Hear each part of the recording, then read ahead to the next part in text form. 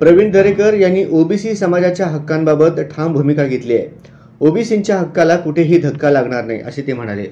दरेकर यांच्या मते राज्यातील ओबीसी समाजाच्या हितासाठी सरकार आणि प्रशासन सतत प्रयत्नशील आहेत। कोणत्याही राजकीय किंवा सामाजिक घटकांमुळे या हक्कांना बाधा येऊ नये यासाठी योग्य नियोजन आणि कठोर उपाययोजना करणे गरजेचे आहे। त्यांनी सामाजिक समरसता आणि न्यायाची गरज अधोरेखित केली आणि ओबीसी समाजाच्या हितासाठी सर्व स्तरावर सहकार्याची अपेक्षा व्यक्त केली। हे वक्तव्य समाजात विश्वास आणि आश्वासन निर्माण करणारे ठरले आहे।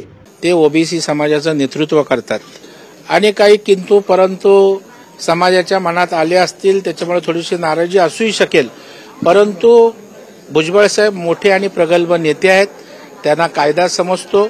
ओबीसीच्या हक्काला कुठेही त्या ठिकाणी बाधा येणार नाही आणि ओबीसी समाजाच्या हक्काचं रक्षण सुद्धा भुजबळ साहेब त्या ठिकाणी करतील। सरकार त्यांच्या सोबत असेल।